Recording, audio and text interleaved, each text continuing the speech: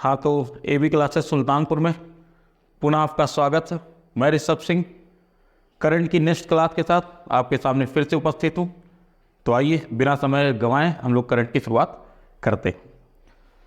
Current का जो पहला क्वेश्चन है आपका, आज का जो पहला क्वेश्चन होगा वो क्वेश्चन है सी डिफेंडर्स नामक संयुक्त सैन्य अभ्यास भारत और अमेरिका के मध्य कहाँ पर हुआ है?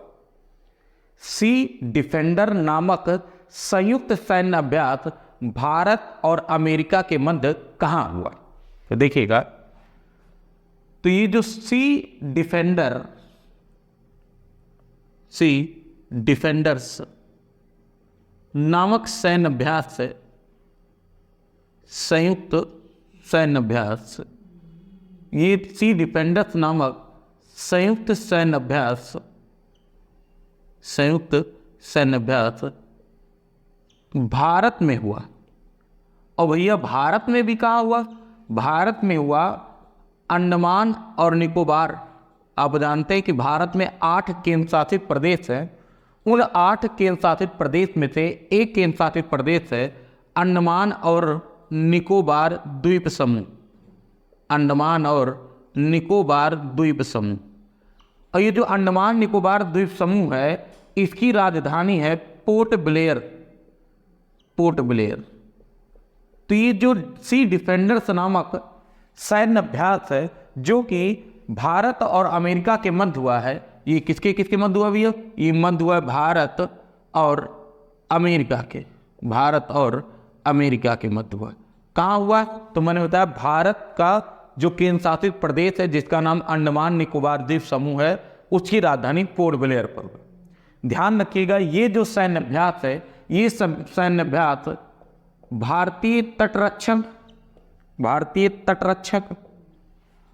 और अमेरिकन तटरक्षक,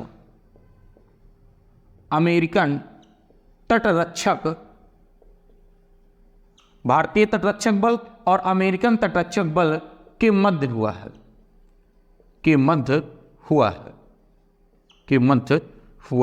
ये भी ध्यान में आप रखिएगा। तो सी डिफेंडर्स नामक संयुक्त सैन्य अभ्यास भारत और अमेरिका के मध्य हुआ। कहां पर हुआ? भारत के अंडमान निकोबार द्वीप समूह पर हुआ।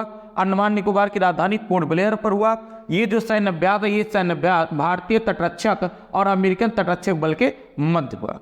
आप जानते हैं, मैंने एक दिन कराया भी था आपको कि जो इंडियन कोस्ट गार्ड डे हम मनाते हैं, ये कब मनाते हैं भैया? ये मनाते हैं 1 फरवरी को। ये ध्यान में रखिएगा कि इंडियन कोस्ट गार्ड डे हम कब मनाते हैं? 1 फरवरी को मनाते हैं। यानी भारतीय तटरक्षक दिवस हम कब मनाते हैं? 1 फरवरी को मनाते हैं। ये भी ध्यान में आप रखिएगा। अब हम थोड़ी सी चर्चा कर लेते हैं पोर्ट ब्लेयर पर। ठीक, पोर्ट ब्लेयर पे चर्चा क्या करनी है, थोड़ा सा मैं इसको रफ कर देता हूं, फिर बताते हैं पोर्ट ब्लेयर के बारे में। आप जानते हैं कि अंडमान निकोबार की राजधानी पोर्ट ब्लेयर है। ये जो अंडमान और निकोबार के मध्य में एक चैनल पाया जाता है। उस चैनल का नाम है 10 डिग्री चैनल। तो अंडमान और निकोबार के मध्य में 10 डिग्री चैनल पाया जाता है। इसके अलावा ये जो अंडमान और निकोबार है, इसकी जो सबसे ऊंची चोटी है भैया, उस चोटी का नाम है सैडल पीक। ये भी ध्यान रखें, ये सबसे ऊंची चोटी है। अगर आपसे दूसरी पूछे, ये तो फर्स्ट है, अगर आपसे दूसरी पूछे तो उसका नाम है माउंट थुलियर, इस सेकंड है। इसके अलावा इसी अंडमान निकोबार पर एक सक्रिय ज्वालामुखी पाया जाता है, जिसका नाम है बैरन। बैरन। और एक सुषुप्त ज्वालामुखी पाया जाता है, जिसका नाम भैया नारकोंडम। इसके अलावा अंडमान निकोबार और म्यांमार के मध्य में भी एक चैनल पाया जाता है। इस चैनल का नाम है भैया कोको चैनल।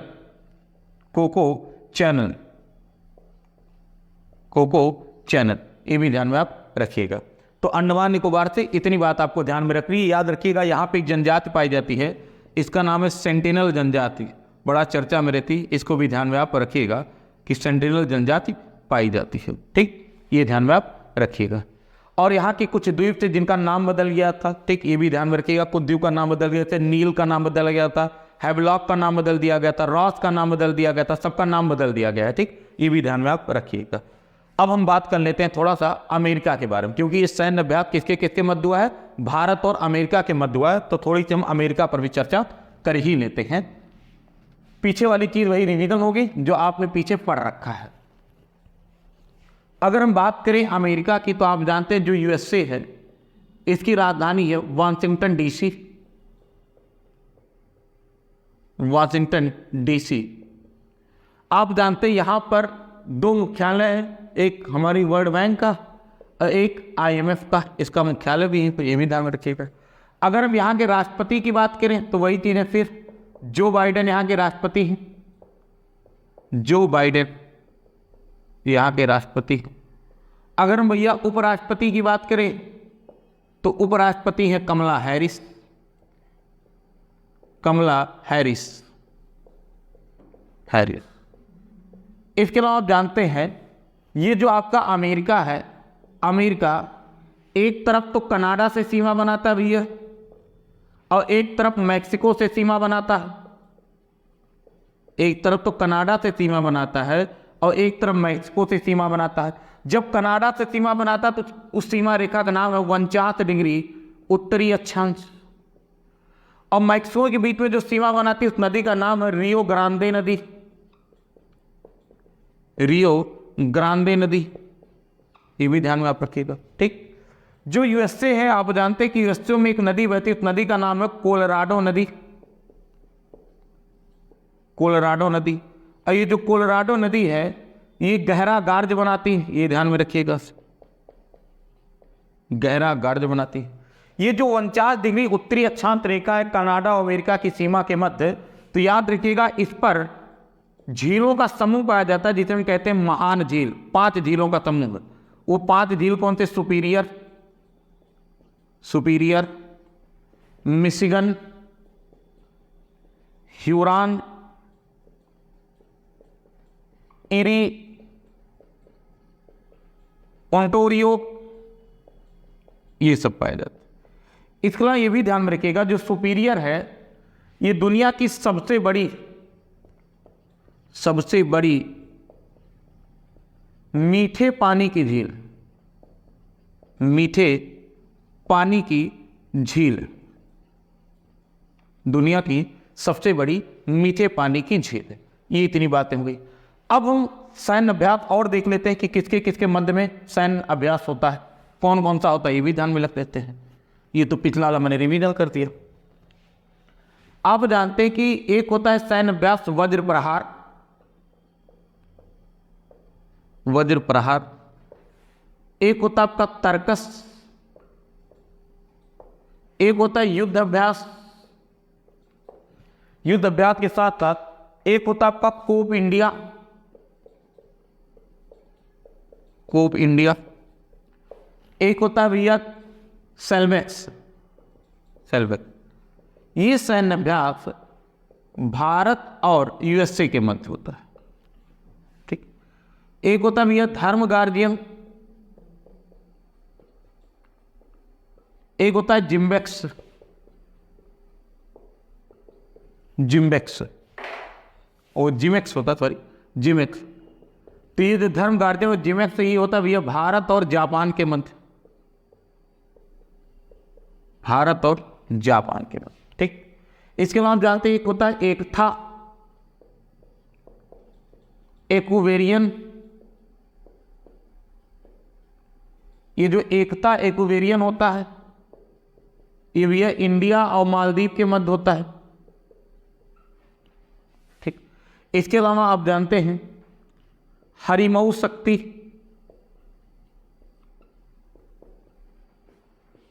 हरिमऊ शक्ति ये होता है भैया भारत और मलेशिया के मध्य में। एक होता है भैया संप्रीति, एक होता है बोंगो सागर। ये भारत और बांग्लादेश के मध्य। एक होता है भैया जायद तलवार, एक होता है भैया डेजर्ट साइक्लोन, एक होता है डेजर्ट फ्लैग। और ये जो सैन्य अभ्यास भैया ये होता है भारत और यूएई के बीच में। ऐसे बहुत सारे सैन्य अभ्यास हैं, कुछ मैंने रिवीजन के तौर पे आपके सामने फिर से लिख दिए, इसको आप ध्यान में रखिएगा। अब आ गई हम दूसरा क्वेश्चन अपना करते हैं, इसको और रख देते हैं। दूसरा क्वेश्चन है भैया कि हाल ही में नाटो का नवीनतम सदस्य कौन सा देश बना है? हाल ही में नाटो का नवीनतम सदस्य देश कौन सा है? ठीक, आप जानते हैं कि एक संस्था है नाटो,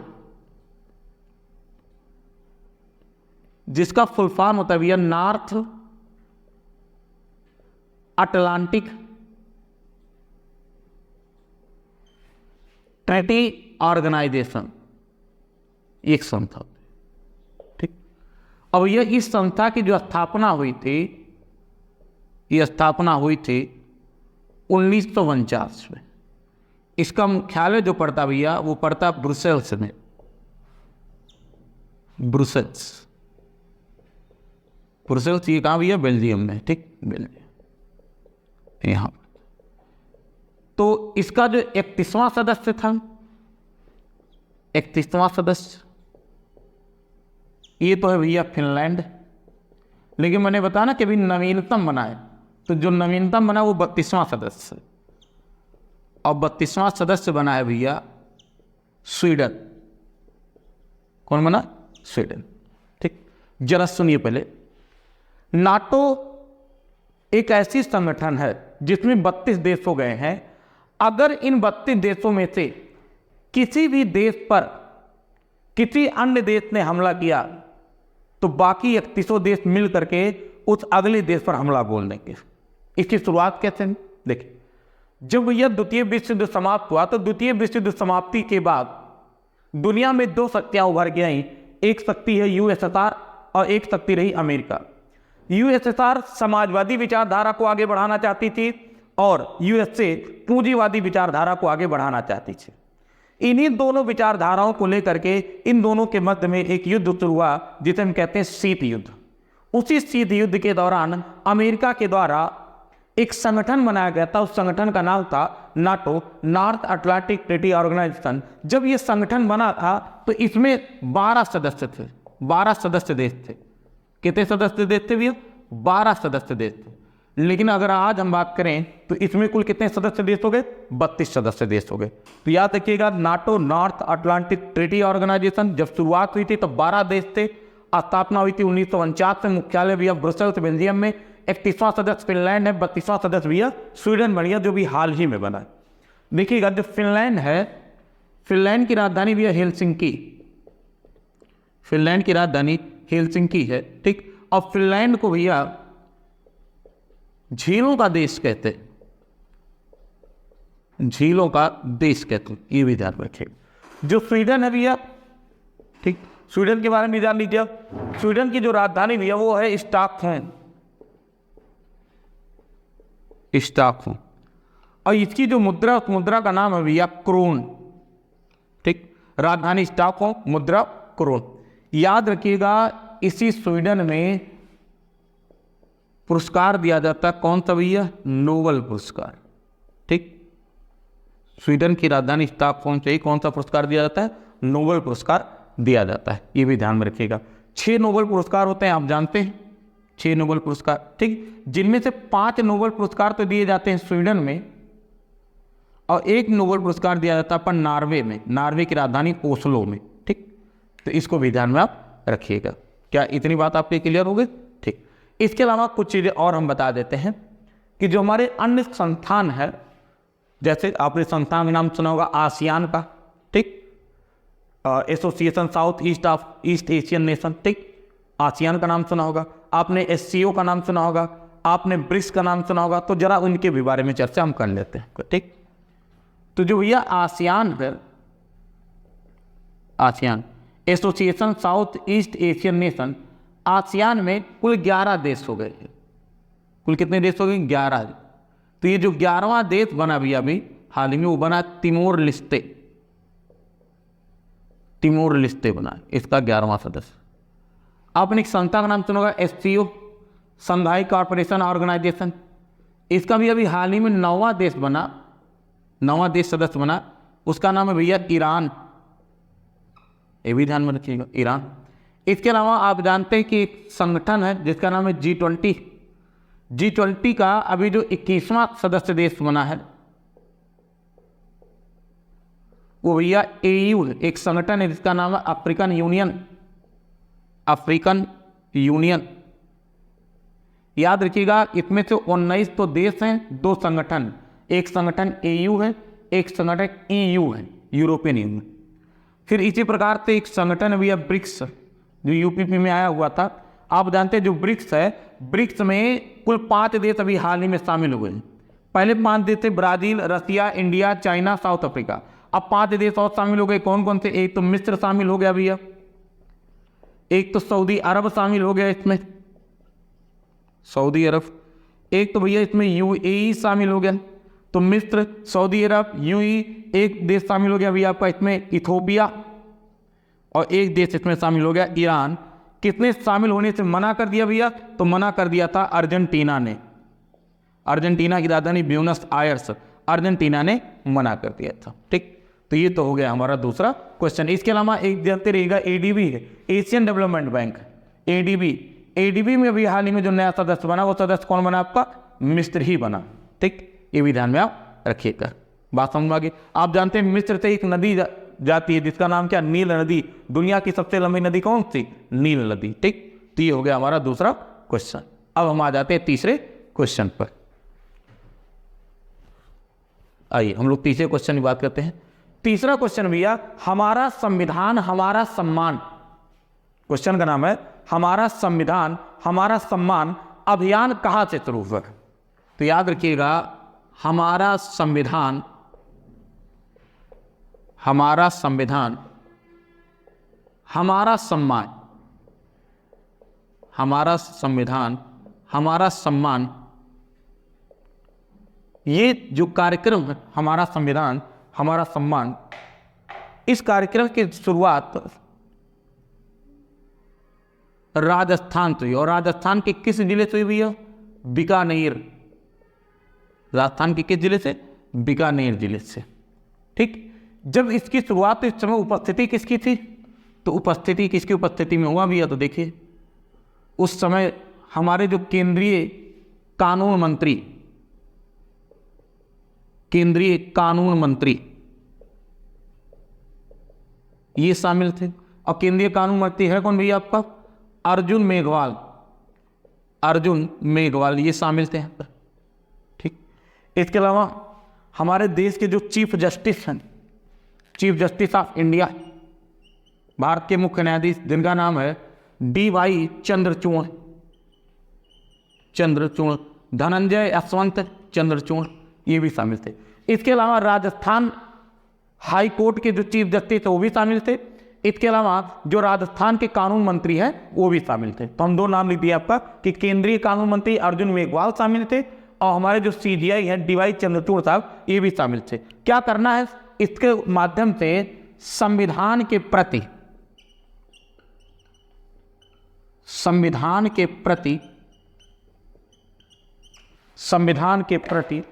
सामूहिक प्रतिबद्धता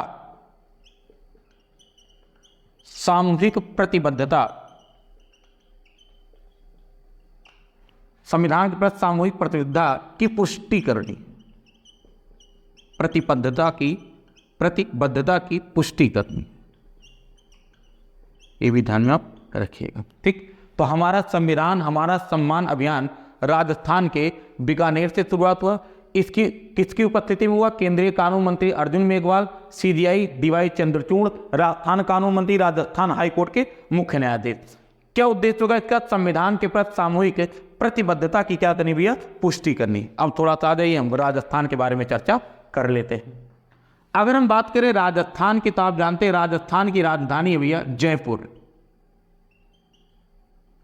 राजस्थान के जो सीएम है भैया उनका नाम है भजन लाल शर्मा, अभी हाल ही में बने हैं भजन लाल शर्मा। इसके अलावा आप जानते हैं राजस्थान में जो लोकसभा की सीट है भैया वो है 25 और जो राज्यसभा की सीट है भैया वो है 10। अगर हम विधानसभा की बात करें तो ये सीट है भैया 200। ठीक, इतनी बात ये होगी। आगे देखिएगा और हम चर्चा करना चाहें इस पर, तो आप जानते हैं जो राजस्थान में national park, Rajasthan national park, तो आपने नाम सुना होगा रणथंभौर, आपने नाम सुना होगा केवलादेव, सरिस्का, मुकुंदरा हिल्स, मुकुंदरा हिल्स, ये सब यहाँ के नेशनल पार्क हैं। इसके अलावा अगर हम बात करें राजस्थान के त्यौहार की, राजस्थान त्यौहार, राजस्थान फेस्टिवल, तो फेस्टिवल में यहाँ एक तो होता है भैया आपका ऊंट महोत्सव, मरु महोत्सव, एक होता है भैया पुष्कर मेला। ठीक, ऊंट, मरु, पुष्कर, और इसके अलावा भैया यहाँ पे होता है आपका बाड़ेश्वर, एक होता गणगौर होता है, गणगौर के अलावा भैया इसमें बाड़ेश्वर होता है आपका, बाड़ेश्वर, ये सब यहाँ के मेले। ठीक, अब अगर हम बात करें यहाँ की झील की, राजस्थान लेक, यहाँ की झील की बात करें तो आप जानते हैं एक तो पुष्कर झील, राजसमंद झील, नक्की झील, पिछौला झील, पुष्कर, राजसमंद, नक्की, पिछौला, इसके अलावा सांभर, ये सब झील नहीं पाए जाते राजस्थान। ठीक, राजस्थान से आप जानते हैं कि राजस्थान से मध्य से होकर के एक पर्वत श्रेणी जाती है, उस पर्वत श्रेणी का नाम भैया अरावली पर्वत श्रेणी, अरावली पर्वत श्रेणी, अरावली पर्वत श्रेणी। इसकी जो सबसे ऊंची चोटी, इस चोटी का नाम है गुरु शिखर, इसकी जो सबसे ऊंची चोटी है इसका नाम है गुरु शिखर। अरावली पर्वत के भी अगर हम पश्चिम में बात करें तो पश्चिम में मरुस्थल पाया जाता है, उस मरुस्थल का नाम है खार का मरुस्थल, खार का मरुस्थल। ठीक, ये भी ध्यान में रखिएगा। तो आज के लिए बस इतना ही करते हैं। ठीक, इतना आप तैयार कर लीजिएगा, अच्छे से आप इसका रिवीजन कर लीजिएगा। बाकी आप सभी को होली की हार्दिक शुभकामनाएं, बढ़िया से होली आप लोग मनाइए, लेकिन साथ साथ आप स्टूडेंट लाइफ में तो इस बात का विशेष ध्यान रखिए कि आपको पढ़ाई जरूर करनी है। पढ़ाई आपको छोड़ना नहीं है कि 3 दिन की छुट्टी हो गई, 4 दिन की छुट्टी हो गई तो सिर्फ एंजॉय ही किया जाए, नहीं, पढ़ाई के साथ साथ एंजॉय किया जाए, कि पढ़ाई भी की जाए और साथ में होली का त्यौहार भी मनाया जाए। तो आप सभी को होली की हार्दिक शुभकामनाएं, और जो आपकी सुझाव होंगे, जो कुछ आप मुझे बताना चाहते हैं तो आप कमेंट में लिख सकते हैं, आपके कमेंट का स्वागत है। ठीक, तो आज के लिए बहुत बहुत धन्यवाद।